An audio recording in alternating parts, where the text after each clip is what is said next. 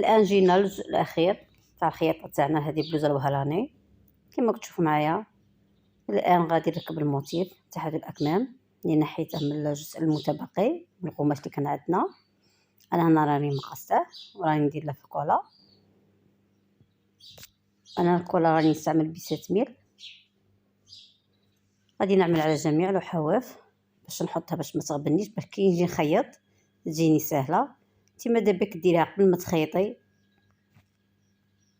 انا خيط عاد من بعد ركبت غبنتني شويه في الخياطه.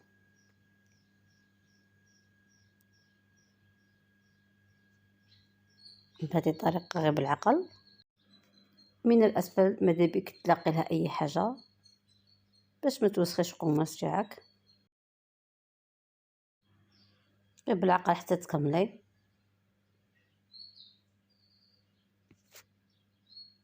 انا غادي نعمل الناحيه الثانيه.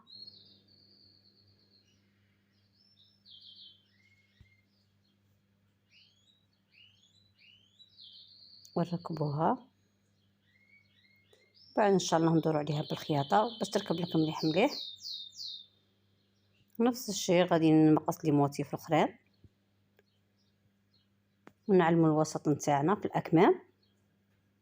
هاي النتيجه اللي تحصلنا عليها. غادي هنا نعلمو الوسط، غادي نعملو كرطون باش ما نوسخوش، ونديرو الكولا تاعنا. الكولا غير باش تركبي توجدي تعلمي الوسط غايه باش ما يغبنكش كي تكوني باغي تخيطي. هاي بهذه الطريقه. نفس الشيء في الموتيف اللي غادي نعملو فوقها، وغادي نعملو موتيف في الجنبين واحد من ونكملو. الان جينا للتركيب تاع الصدر نتاعنا. انا هنا نركب الابره والخيط كما كتشوفوا معايا. حطيت الصدر تاعي مليح مليح، علمت الوسط تاعه وحطيته وراني نخيط. غادي نخيط على الحافه من هذه الناحيه وبعد الحافه الناحيه الثانيه. كي نركبوا الجزء العلوي من الصدر تاعنا عاد نركبوا الجزء اللي كاين ملهيه من جهه البليات. وبقى لي واحد لي موتيف راني مقصتهم ودرتهم في الصدر باش يكون عندنا نفسه كيما الجلاد. هذا غير اختيار. ومن بعد كي عاودت بدلتها في البيج ما قديتش نقلعهم خسروا تقطعوا لي، خليتها سامبل. دوك تشوف معنا في نهايه الفيديو. هاي غير بالعقل وتركبي. انا ركبت الجزء الامامي ومن بعد ركبت الجزء الخلفي.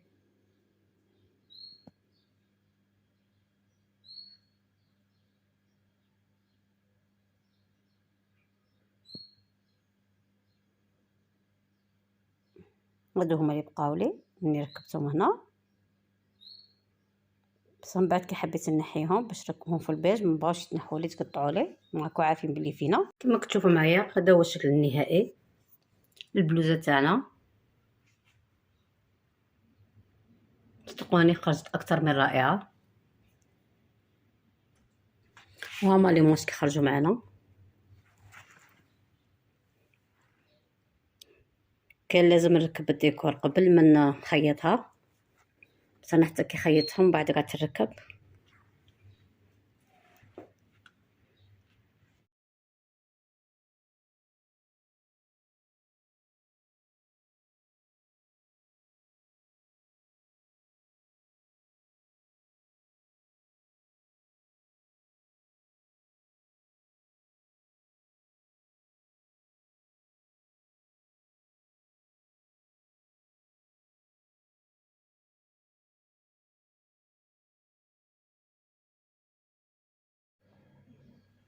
كما كتشوف معايا الان البلوزه باللون البيج راني بدلت لها الجزء السفلي حسب طلب الزبونه. هي اللي حبتها في الاول في المارون، من بعد كي شافتها ما عجبهاش بزاف بغات تحول لها البيج. عاود نحيتها ودرت لها البيج بصح ايضا خرجت رائعه.